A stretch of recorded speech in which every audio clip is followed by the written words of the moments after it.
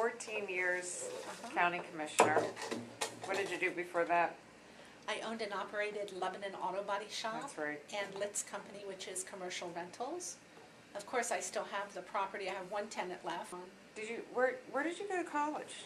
Well, I went to Lebanon Valley College for my yeah. associates, Yeah. and then I was diagnosed with cataracts at quite a young age. I was an adult, but still. Yeah. And so I had an urgency about finishing my bachelor's degree. So if the operation went south, that was a goal, a bucket list goal I had. So I studied through Kennedy Western online and was able to get my bachelor's degree. Wow. First of all, tell us about the announcement today. Okay. Well, today I was on the Capitol steps to announce my intention to run for governor. Why do you want to run for governor? Well, there's so many background things that go into a decision like this.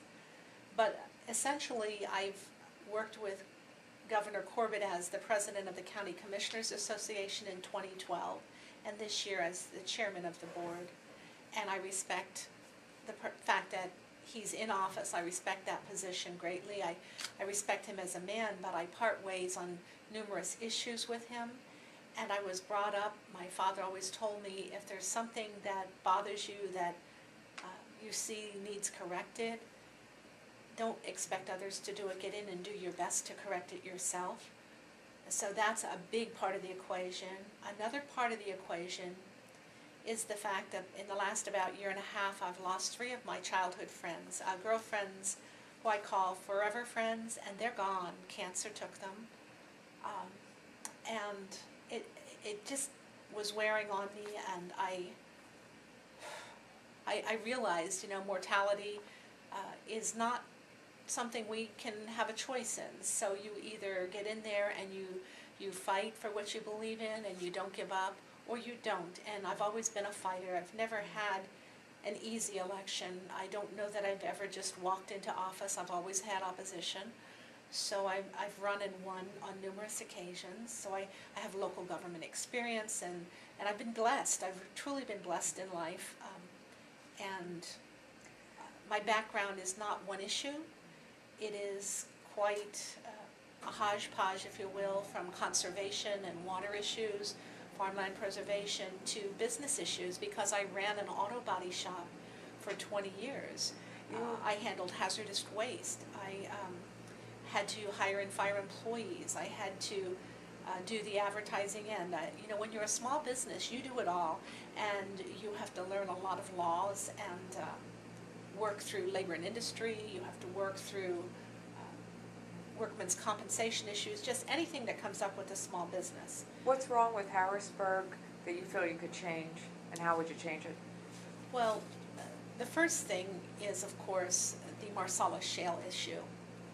As a county commissioner, one of the things that I'm struggling with is that corporations are allowed to set up shop in Pennsylvania but be registered in Delaware, and they are not taxed only in Pennsylvania. How is this fair when in every other state there's a Marcellus shale tax? It should be at least 6% in my humble opinion, because you think about all the services that the county has to provide, and we're not getting reimbursed 1 cent for, and that because of if they would have one accident and we have to dispatch our hazmat team or just handle a 911 call, we have to have a call center. We have to have trained staff to man that call center. If one of the people who is here from out of state gets in trouble with the law, that person will go through the court system, and if found guilty, they will become residents of our county prison. That costs you and me and every small business in this state a lot of money, and I don't feel the Marcellus shale companies are paying their fair share. And that's not right that you and I have to pick up that tab. The list goes on, but... Give me a couple other major things. Okay, the fact that we need to have communication and work out compromises between conservation and small business. The MS4, the unfunded mandates, is one of those issues where I see the city of Lebanon, the city of Harrisburg, they're struggling to pay their bills. They're cutting really vital positions. And then they're also told they have to sweep their streets 25 times a year in order to receive funding.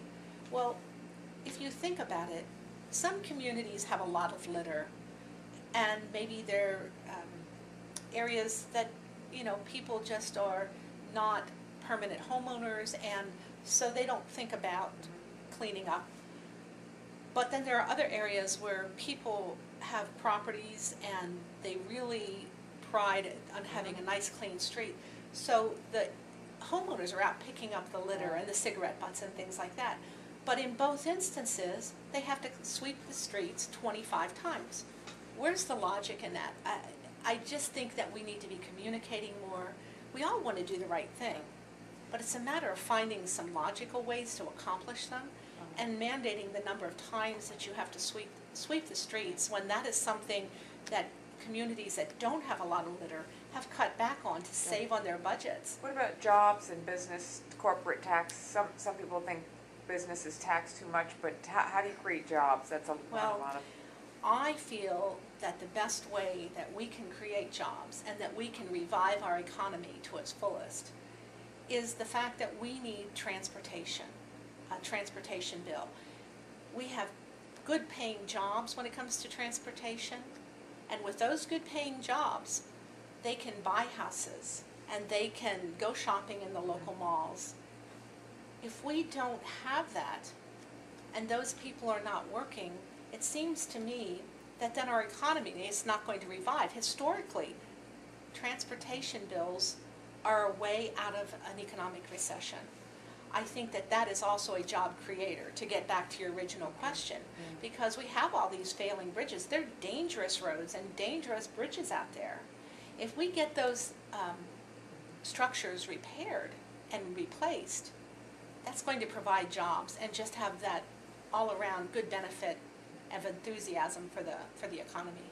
Why do you think you would make the best governor? And yeah. Okay. I feel that my local government experience, which includes, again, 14 years of being a county commissioner, is probably my biggest asset that I've been blessed with compared to others who might not have all of that going on in their lives. In other words, I've been parts of creating budgets. I've been with the Commissioners Association at the state level and helping to craft the platform and the issues that we pursue and lobby for. So those are things that I've been able to draw upon. I have the conservation background and the business background, and all of those combined give me that background of, I don't know if well-rounded is... It's going to be, there's a long list of candidates and you're from a smaller area. Do you feel like an underdog? Yes, sometimes I do. You're absolutely right. I realize there's some big names out there and some big money, and this is not the kind of campaign that I will be running. Mine will be a people above politics has always been my motto. That's what I was trying to do. And so I truly mean that. I live it. When Tropical Storm Lee hit, I was here at the courthouse in the EMA, in the 911, communicating with the public. Afterwards, I was out in the field and helping clean out waterways so that people's homes didn't flood again, because there were more storms threatening in Annville on South King Street, organizing the canoe and litter cleanups so that we can have clean water. The list goes on. With Rotary, out on the road, cleaning up litter on our roads. I don't just talk it, I live it. Biggest criticism of Governor Corbett? Well, again, not passing the Marcellus shale tax, the fact that we don't have a transportation bill, and of course the Sandusky issue is heavy on my heart. And talk a little bit more about the loss of 3 childhood friends and how much that weighed into your decision. Okay. If you don't. Yeah. I want to get the order right. I think Donna Books passed away first, and then Kathy Smith, and then Marcia Wilderson. I grew up in Clayona, and we were pals. We just were. We'd do cheerleading and hula hooping and swimming and going to the playground dances, and making gimp bracelets. I mean, the list goes on and on. We did so many things together, and I think every day I was with one, if not all three of those young women. And just when Marcia died, I was like, oh my goodness, I'm the last of those childhood friends who I call forever friends. And it hit me like a ton of bricks, and I thought, oh my gosh. So it's a motivating factor that I've always been one to go after things, but at the same time I would hold back a little bit.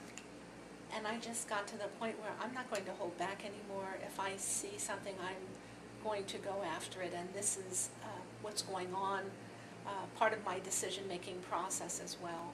That life is precious. And Yes, life is precious, life is short, and we only have so much time on this earth. If I want to make a difference for my children, for my grandchildren, I have to do it now, because tomorrow may be too late. I'm sorry to hear about your friends, boy. It's okay.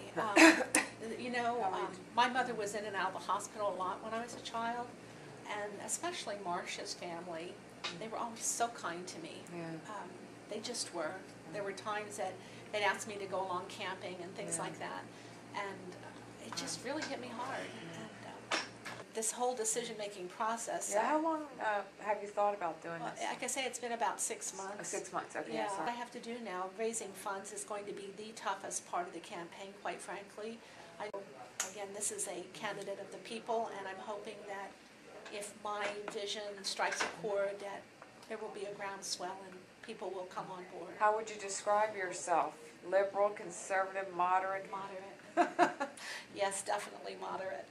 So you would support a Marcellus shale tax, Yes. also the transportation bill, Yes, against privatizing liquor or lottery, right. and I guess kind of working with small business Yes. and conservation. So you'd be an advocate of conservation and small business. Absolutely. Education funding? Yeah, teachers have gotten a raw deal. I think that we need to respect teachers. I think that the 500 school districts are definitely in need of some help, and we have to figure all that out. But I think it has to be a team effort. I can have a vision of getting things done and bringing people to the table so we can talk Right. and figure out the best plan together.